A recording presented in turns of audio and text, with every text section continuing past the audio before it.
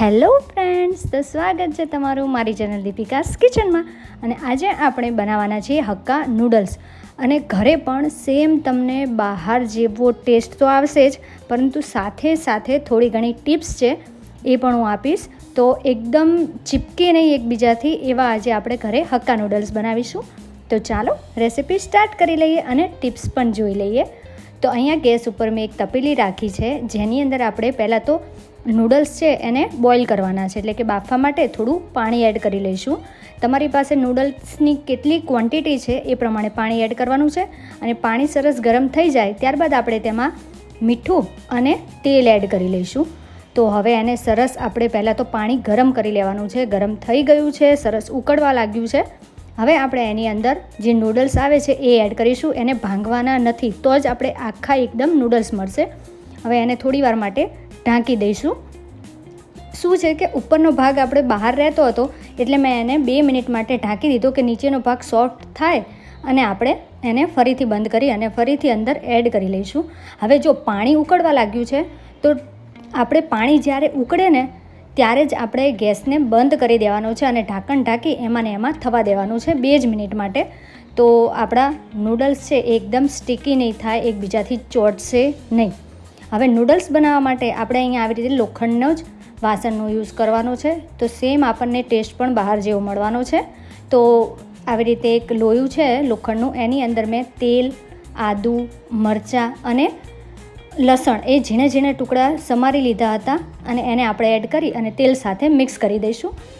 હવે અહીંયા મેં બધા શાકભાજી લઈ લીધા છે, જેમાં મેં ગાજર, ડુંગળી, કેપ્સિકમ, ફણસી અને કોબીજનો યુઝ કર્યો છે. તો સૌથી પહેલાં આપણે હાર્ડ વસ્તુ છે એને સોફ્ટ થોડી કરી લઈશું. એમાં ગાજર અને ડુંગળીને ચડતા થોડી વાર લાગે છે, એટલે આપણે સૌથી પહેલાં એ બંને છે એને ચોળવી લઈશું. અને હા, લસણ, ડુંગળી અને આપણે જે આદું છે એને ચડવા ટાઈમે આપણે એને ગેસની ફ્લેમને લો રાખવાની છે. બાકી શાકભાજી આપણે બધા ચડાવીએ ત્યારે હાઈ ફ્લેમ ઉપર ચડાવવાના છે. હવે આપણે એમાં કોબીજ એડ કરી દઈએ, કારણ કે કોબીજ શું છે એ જલ્દી સોફ્ટ થઈ જાય છે. પરંતુ આ ધ્યાન રાખવું, આપણે એકદમ સોફ્ટ શાકભાજી નથી રાખવાના, એનો થોડો ક્રંચ આવવો જોઈએ એ પ્રમાણે આપણે શાકભાજી બધા રાખવાના છે. એટલે ચોળવવાના પૂરા નથી. બહાર જે આપણે શાકભાજી નૂડલ્સમાં હોય છે એ કેવા ક્રન્ચી ટાઈપ લાગે છે, બસ તો એ જ પ્રમાણે આપણે ચોળવીશું. તો હાઈ ફ્લેમ ઉપર બધા શાકભાજી છે અને 2 મિનિટ માટે સોતે કરી લેવાના છે. હવે કોબીજ બાદ આપણે એમાં ફણસીનો યુઝ કર્યો છે. ફણસી ઓપ્શનલ છે, તમારે નાખવી હોય તો જ એડ કરજો. બાકી તો આપણે ગાજર, ડુંગળી, પછી આ કોબીજ એ બધું ચાલી જાય છે. કેપ્સિકમ થોડા વધારે સોફ્ટ થઈ જાય છે, એટલે આપણે કેપ્સિકમ લાસ્ટમાં એડ કરીશું. હવે જે સ્વાદ પ્રમાણે મીઠું એડ કરી લીધું છે મેં, અને ફરીથી બધા શાકમાં મીઠું છે એ સરસ રીતે મિક્સ થાય એ રીતે આપણે મિક્સ કરી લઈએ. હવે બધા શાકભાજીને 2 મિનિટ એડ કરી અને 2 મિનિટ માટે જ સોતે કરવાના છે. અને લાસ્ટમાં આપણે કેપ્સિકમ એડ કરીશું, કારણ કે કેપ્સિકમ છે એ જલ્દીથી ગળવા માંડે છે અને એનો ક્રંચ રાખવો છે, એટલે આપણે કેપ્સિકમ છે એને લાસ્ટમાં એડ કરવાના છે. અને હા, જો તમે મારી ચેનલ પર ફર્સ્ટ ટાઈમ આવ્યા હોય તો પ્લીઝ મારી ચેનલને સબસ્ક્રાઈબ કરવાનું ભૂલશો નહીં. અને મારા બધા વિડીયોના નોટિફિકેશન માટે બેલ આઇકન જરૂરથી પ્રેસ કરજો. હવે આપણે શાકભાજી બધું સોતે થયું ત્યાં સુધી ગેસ બંધ કરીને નૂડલ્સને ચડવ્યા હતા, એટલે કે ગરમ પાણીમાં જ રાખ્યા હતા. તો તમે જોઈ શકો છો કે કેવા નૂડલ્સ છે, એકદમ ચોટેલા જરી કંઈ નથી અને એકદમ કૂક થઈ ગયા છે. અને છૂટા છૂટા કેટલા સરસ રહે છે. આમાં ચમચો પણ હલાવીએ છીએ ને તો પણ એકદમ સ્ટીકી જરી કંઈ નથી. અને હવે બધા નૂડલ્સને આવી રીતે આપણે કાણાવાળા કોઈ પણ વાસણની અંદર કાઢી લેવાના છે. તો તમે જોઈ શકો છો વધારે ઓવર કૂક પણ નથી અને એકદમ કાચા પણ નથી.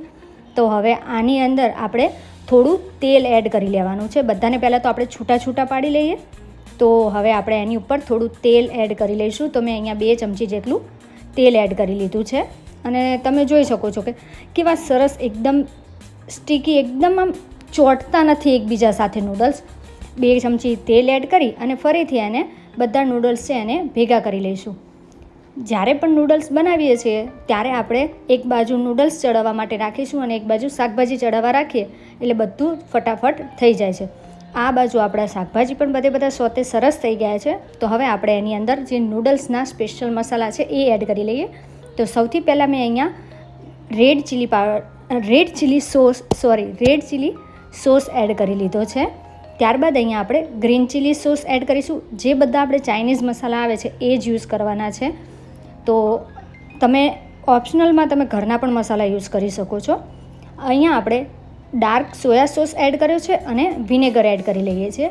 ત્યારબાદ આપણે એમાં ટોમેટો કેચઅપ એડ કરી લઈશું, જે આપણે કોઈ પણ કંપનીનું હોય એ પણ ચાલે. તો હવે આ બધા જ જે સોસ છે એની સાથે આપણે શાકભાજીને સરસ રીતે મિક્સ કરી દઈશું અને એને થોડી વાર માટે ચોળવી દઈશું. હવે એની અંદર મેં સ્પેશિયલ નૂડલ્સ મસાલા આવે છે એ એડ કરી લીધા છે અને એને પણ આપણે મિક્સ કરી અને બધા સોસ અને આ જે મસાલો છે એ ચડે ત્યાં સુધી હાઈ ફ્લેમ ઉપર 1 થી 2 જ મિનિટ માટે બધું સોર્તે કરવાનું છે. એ ખાસ ધ્યાન રાખવું, નહીંતર બધા શાકભાજી છે એકદમ ગળી જશે. એમાં જે નૂડલ્સનો બહાર જેવો ક્રંચ નહીં આવે, એનું પણ ખાસ ધ્યાન રાખવું.